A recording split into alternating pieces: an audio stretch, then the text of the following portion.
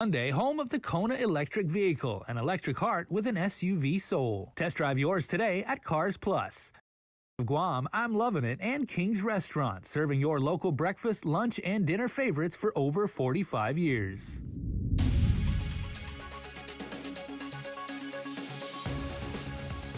Coming up tonight on Primetime, the Guam Department of Education cites the lack of any policies in its sports league restricting transgender athletes from competing.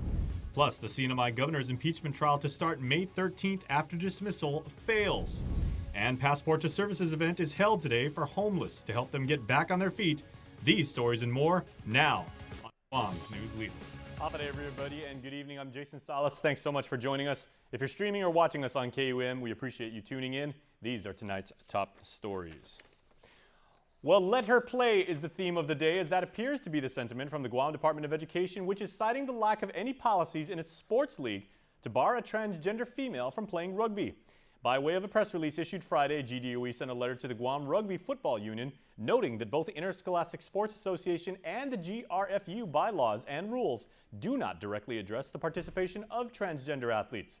The agency expressed concerns to the union that the introduction of new conditions and restrictions during the season could risk violating Title IX, which protects against discrimination based on gender identification. Now, this news comes after the GRFU sent GDOE information on the World Rugby laws, which, quote, bans transgender women from playing women's rugby because of the size, force, and power producing advantages. Addressing community concerns, GDOE is turning to the Guam Rugby Football Union to have referees in the game monitor play, requesting the GRU to ensure that rugby referees exercise their significant authority and discretion to ensure the safety of all matches and all athletes who do participate in ISA competitions. GDOE Superintendent John Fernandez said, and I quote, "We look forward to learning more about the issue and working with GRU over the summer to set rules that will result in an inclusive, safe, and competitive season next year." Moving on in tonight's rundown, Guam leaders claim the island remains safe despite many crimes impacting residents like you and I. Our Hannah Devanzo went out into the community asking your neighbors if they agree. No new leads from the Guam Police Department in the January events where human remains were found in Chalampago or the death investigation of 63-year-old Patrick Hensakai in Jigo. To add on to that, on Wednesday, human remains were also discovered on someone's property in Jigo. This month, when reporters asked Governor Lou Leon Guerrero if she thinks Guam is a safe place, she said, "I do, yes." In an interview on Thursday with KUAM, Chief of Police Stephen Ignacio also expressed the same. Is Guam safe? Absolutely. Guam is a very small-knit community, and we continue to push out our community watch programs because Guam cannot be safe with just the Guam Police Department. We need the help of the community to work with us and us working alongside the community. When asking the community their thoughts on the island's crime, many felt different. Pretty bad. How do you feel about the crime problem on Guam? Do you feel safe? Not really. With crime, there's a lot going on. Because there's just too many crimes and we don't have enough officers to be in so many places at all times. Everywhere there's drugs. When asking what they need in order to feel safe, most had a common response. We need a lot of policemen around here. I hardly see any policemen here. That needs to be stopped. Maybe we need more law enforcement. The community need to help each other because police department can't do it by themselves. We need to help them. According to Chief Ignacio, more police presence is on the way as they're close to 100 new hires. In addition, all three investigations are still ongoing, and if you have any information to assist GPD in solving these crimes, you're urged to contact 671-475-8615-7. You can also submit an anonymous tip on the Guam Crime Stoppers website. Hannah Devanzo for KUAM News. Thanks so much, Hannah. You can pose your comments, and if you would like to join the conversation, do so on Facebook. Well, Judge Alberto Tolentino in other news granted Donovan Allen Chargaloff Ornelas an appointment with a psychiatrist to conduct a second forensic evaluation. He is accused of beheading 51-year-old Andrew Ray Castro down in Santa Rita last year. Ornelas underwent a forensic evaluation following the gruesome murder, and the findings were not favorable for the defense, as clinical psychologist at the Client Service and Family Counseling Division, Dr. Juan Rapadas' evaluation did reveal that Ornelas, quote, did not lack substantial capacity to know or understand what he was doing. His attorney filed an ex parte application for the appointment of a psychiatrist to conduct a second evaluation, which was accepted by the court. Now, according to KUAM News files, when Ornelas was located, he allegedly admitted to using crystal methamphetamine at the apartment. He said he killed Castro because he put his family in danger. Ornelas then allegedly told police he placed Castro's head in an abandoned, burned-out car in the village of Dedido. Ornelas is charged with murder as a first-degree felony and aggravated assault as a second-degree felony, all carrying a special allegation of the use of a deadly weapon in the commission of a felony in Castro's death. In regional headlines tonight, over in the NMI, the Senate was one vote shy of dismissing the articles of impeachment against Governor Ralph Torres. The Senate trial of the chief executive is now set for May 13th, but it's after the looming battles in Superior Court, which could influence the outcome. Regional correspondent Tomas Manglonia has the latest. Governor Ralph Torres will appear before the Senate on May 13 for his impeachment trial after his motion to dismiss failed in a special session Friday morning. With 4 members voting yes and 3 members voting no, the required votes of 5 affirmative votes to grant dismissal did not meet that threshold. Therefore, the motion to dismiss is hereby denied. Senators Jude Hofschneider, Carl King Neighbors, Francisco Cruz, and Victor Hokog voted to dismiss the articles. Senators Teresita Santos, Paul Manglonia, and Edith De Leon Guerrero voted to maintain them. Senators Vinny Sablan and Justo Quirigua were absent and excused due to conflicts of interest. But the trial will still not have an impeachment prosecutor and the 8,000 pages of impeachment records after failed negotiations by House Democrats who wanted to amend the rules to allow for more prosecutors. Representative Karina Magofnia, who was the last person appointed to be the prosecutor, took issue with the Senate's response. I don't appreciate, Senator Hofschneider, you telling the public that I failed to timely file an appearance because it's simply not true. But the show will go on according to the Senate's playbook, and the governor's supporters also took to the mic during public comments. The glove doesn't fit, you must acquit. Or in this case, if the prosecution doesn't show, then this must go. And it might go. The AG's criminal charges in Superior Court are expected to be heard on April 25, as the public also awaits the decision on the validity of the legislative subpoena that the governor is also challenging in court. Tomas Manglonia for KUAM News.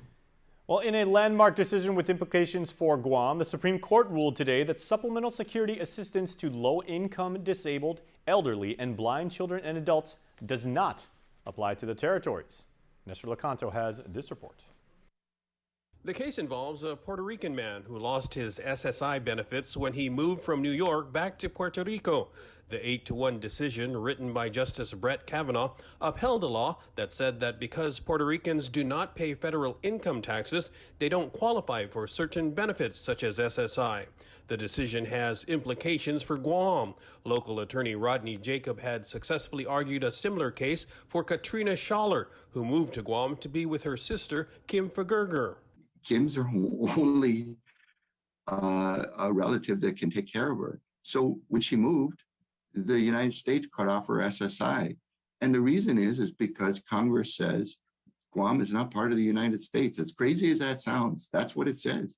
Guam's not part of the United States for that particular benefit. Yesterday, unfortunately, the Ninth Circuit ruled that our district court has to dismiss Katrina's case because Katrina passed away in October.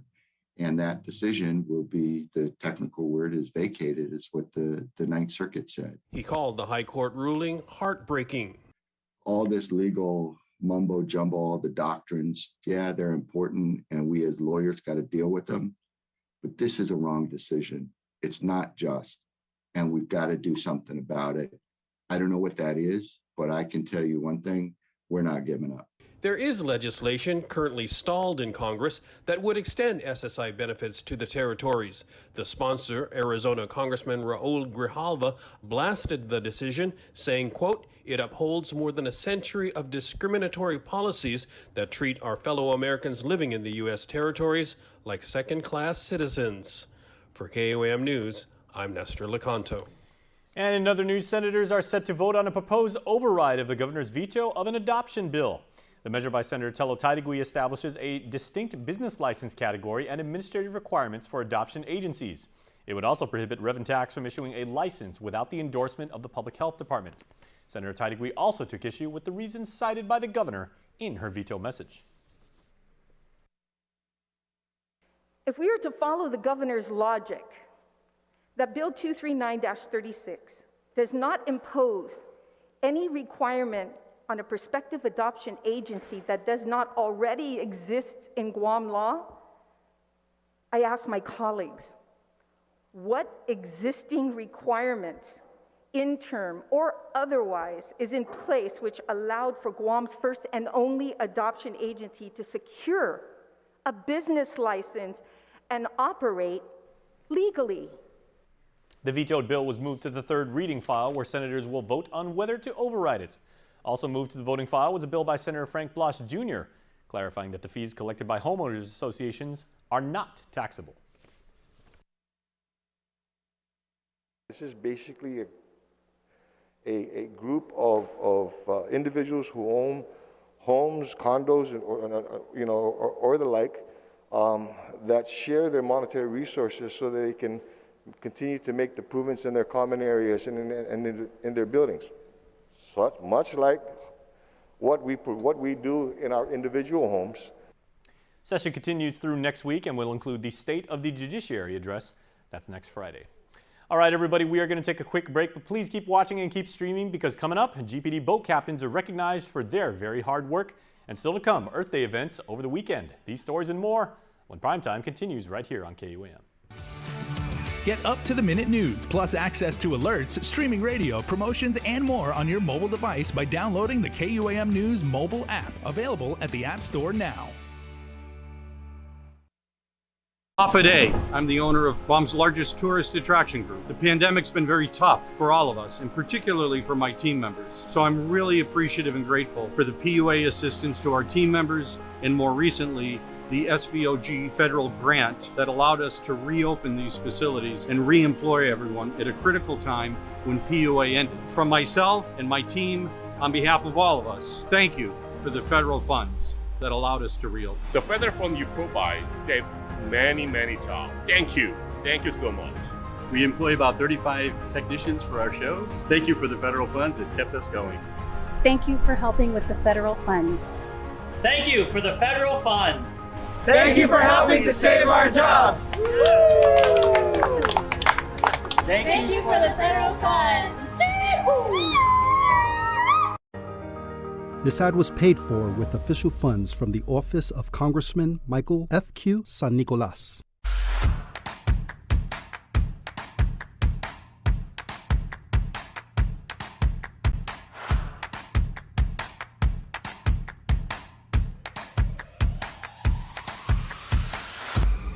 Here at Nimitz Towers, we're a large-scale rental complex. We have over 20 employees, and when the pandemic hit, our concerns were people not being able to work, loss of revenue and income, and luckily, due to PPP, we were able to keep all our employees employed, working. We were able to provide services, maintenance, and cleanliness for the building and the operation. Also, the rental assistance program helped us stay solvent during the pandemic, helped us keep the tenants in place. We're thankful for Congressman San Nicolas advocating for these funds on our behalf in Washington, D.C. If you have any concerns about any federal issues, feel free to contact your congressman's office. Thank you for the federal funds. Thank you for the federal funds. Thank you for the federal funds. Thank you for the federal funds. Thank you for the federal funds. Thank you for the federal funds. Paid for with official funds from the office of Congressman Michael F.Q. San Nicolas. Let us know what's up on our KUAM News WhatsApp tip line at 671-727-0094. Share information about what's happening in your town, on Guam or the Sinamai, and what you want us to know. Reach us on WhatsApp at 671-727-0094. Welcome back to Primetime, my friends. The Guam Homeless Coalition, along with many other partners, held a Passport to Services event earlier today. Daniel Perez was there and files this next report. From the elderly to families towing small children, dozens of the island's most vulnerable gathered at the Joseph Flores Memorial Park Amphitheater to receive much-needed services. The Passport to Services provided aid that ranged from haircuts, public welfare assistance, COVID vaccinations, and so much more. Guam Homeless Coalition President Samantha Taitano. This is an annual event that we do, bringing all of the service providers together in one place so that those who are experiencing homelessness can come to the event and get information or even actual services all in one place. Taitano added that this year's Passport to Services saw a lot more organizations helping out than the previous years. I think people are just ready to kind of get out here, make sure that people are getting the that we need. We also have right behind me one of the hair schools that is going to be providing free haircuts. So lots of things going on today, lots of great things to help those who are in need. The Guam Community College was at the event providing health screenings, and the University of Guam's nursing students were there helping with vaccination efforts. Taitano detailed what other government agencies were present at the event. The Guam Department of Labor is also one of the Guam Homeless Coalition members. And so, like I said, when I say service providers, it can be anybody who is maybe providing direct assistance. It can also be partners like GDOL who are helping to connect the homeless community to jobs so that they can, stand up on their feet. Clothes, shoes, as well as food was also given to those in need. Taitano said the nonprofits and government agencies went above and beyond to help provide and connect the island's most vulnerable to the much-needed resources they need to help them get back on their feet. Daniel Perez reporting for KUAM News. All right, Daniel, thanks for that report. Great job. Elsewhere in our rundown tonight, on Thursday, a ceremony was held in Adelup, recognizing the hard work of the Guam Police Department's boat captains. Jonah Gancharfer explains in this story. So much skill and training, as well as the logging of hundreds of hours on the boat, go into being certified as a Guam Police Department boat captain. Police Chief Stephen Ignacio is well aware of this. This is training beyond the regular police officer. This is specialized training beyond a regular police officer. This is highly skilled training. And I'll tell you, it's highly skilled training because, imagine a 31-foot boat sitting on a trailer attached to a Ford dually. You got to drive that thing down Marine Corps Drive, get it into the harbor at Aganya, reverse that thing into the water, and get it underway. During a small ceremony held in Adelup Thursday morning, a total of 12 officers were recognized for their dedication in their role as boat captain. GPD Boatmaster Officer John Balbin described what a day out in the water is like. Just the other day, many of you guys don't know, many of you guys don't see it because we're out in the water and nobody's out there with us. We are all basically, we have our federal partners from the Coast Guard and the fire department is basically all we see.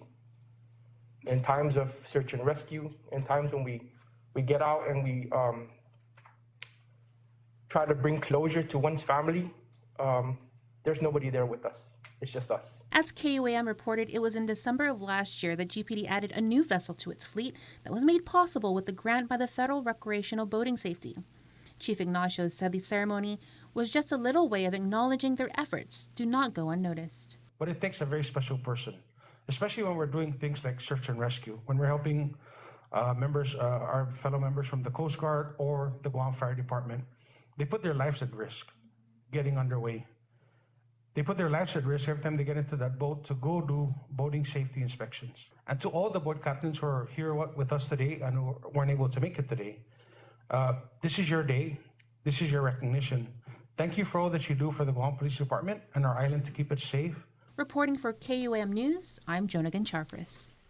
It will take just 3 numbers to get help. Just like 911 for emergencies, those in mental health distress or contemplating suicide will soon be able to dial 988 for assistance. Now, coming this summer, the Guam Behavioral Health 24/7 crisis hotline will change from its 10-digit number to simply 988. This is a nationwide change to give quick access to mental health professionals. And Agency Director Teresa Ariola said that the agency will be ready to make the transition in the upcoming months.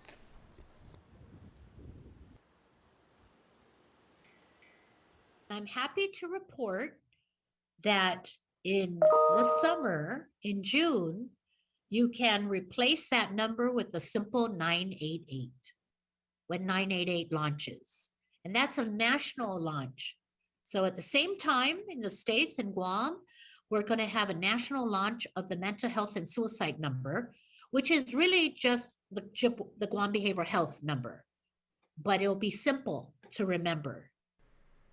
Well, until that time, if you do need someone to talk to, please call 671-647-8833. That number is always 671-647-8833 if you do need someone to talk to.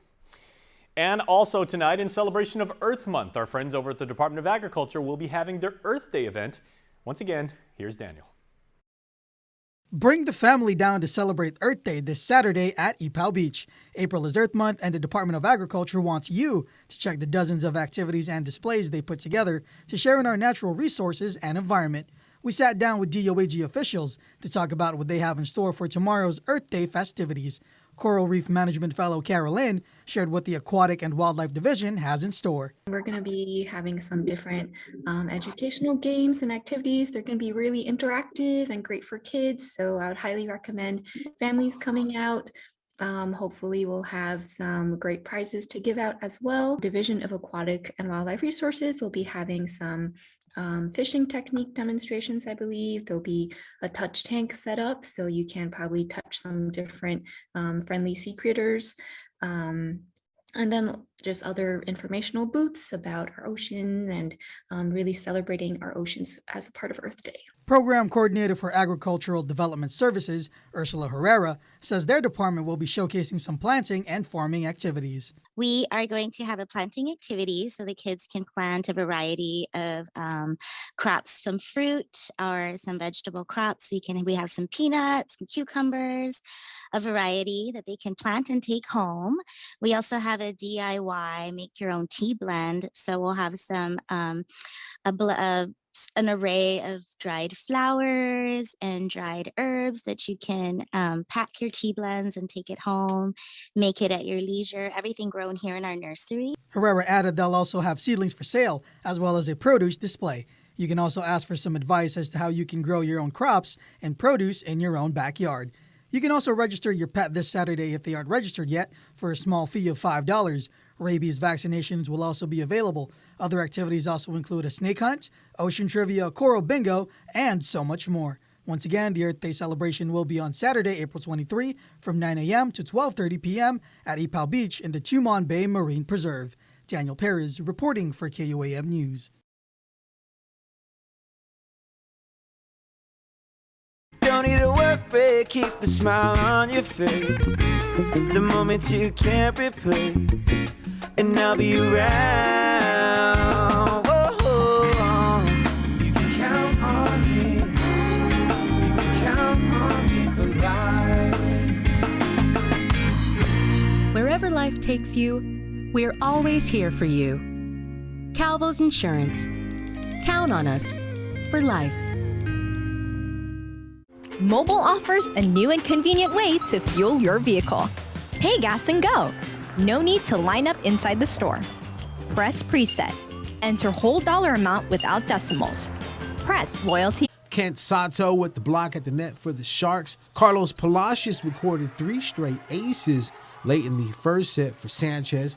JFK scored 4 points to close out the set, 25-18. Saria sets up Mark Morales for the big kill. In the second set, Carlos Palacios accounted for 6 points as the home team jumped ahead 15-11. Sanchez's defense stepped up at the net, coming up with several blocked shots. The Islanders ended the set with another run to win 25-20. Jacoby Kanata, Irvin White, Jaron Saria, and Mark Morales all contributed to close out the set. Sanchez took the third set 29-27, setting the match into the fourth. A few injury timeouts slowed the pace of the game as fans started to have their own contest, cheering against one another. Kanata with the score here. Shout out to Jaron Saria with the heads-up play to catch the defense slipping. JFK took the match with the 25-21 fourth set victory.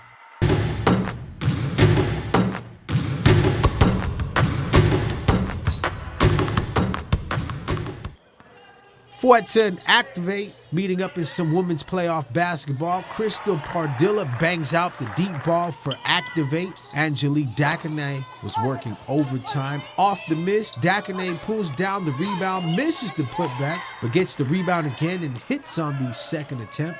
Chris Villena blocked by Dakine at the opposite end of the court. Villena wasn't going to be denied, gets the loose ball and takes it back up for 2 points. Haley Benez draws the double team, pass to Babs Kukendall for the pull-up jumper, getting the bounce on the play. Down 40-39, Francine Villena receives the pass from her sister Chris and drains the step back three for the game-winning shot as Activate won 42-40. Don't forget to send us your best shots. DM our KUAM News on Instagram or hit me up at sho@kuam.com. KUAM Sports is brought to you by Docomo Pacific. Better together.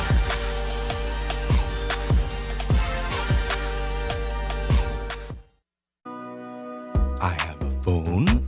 I have no TV. Ooh, TV on phone. Get live TV on your phone or any device with DTV Plus from Docomo Pacific. Watch live channels or stream from your favorite apps on any device, all from your home Wi-Fi. No cable lines, no hassle, more savings.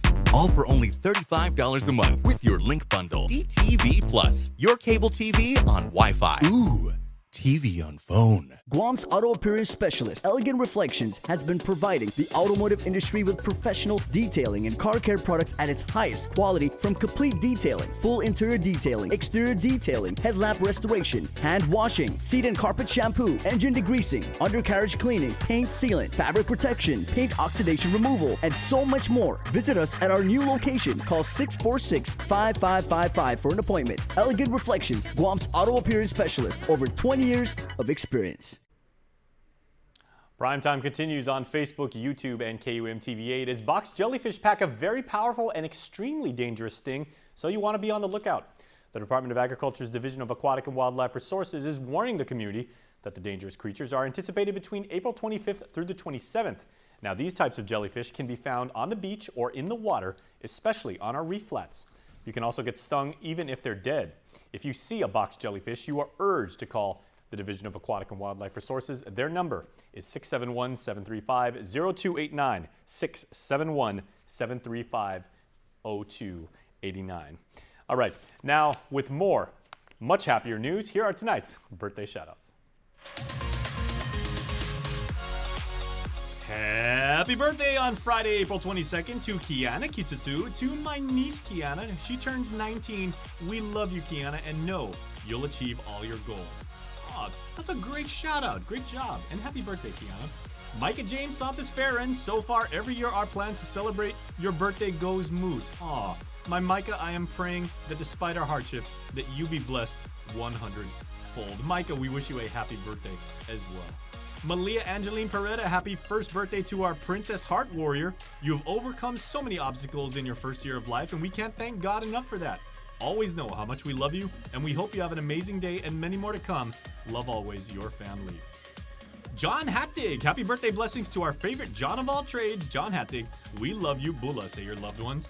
And belated birthday wishes going out to Brittany Adelby, who was born on the 20th. We love you so much, say your friends and family. All right, you know what to do if you want to register and have somebody be part of the Cold Stone Creamery Birthday Club. Go to KUAM.com, go all the way up to the top in the navigation bar, click on birthdays, and you are in. Because you could possibly win a birthday cake, and that is what we are doing right now, courtesy of Cold Stone Creamery. Here is this week's winner. Okay, everybody, your birthday club winner for this week is Jenny Castro, who has earned, because she is awesome, a Cold Stone Creamery ice cream cake. Congratulations, Jenny. Happy extended birthday once more, and we hope you enjoy your extra tasty and cold, if it's hot this weekend, extended birthday prize. Have a great time. Congratulations, Jenny, and happy birthday to everyone whose birthday was today. That is going to do it for our show, everybody. Please have a safe island weekend. Good to see you guys again, and we look forward to seeing you next time.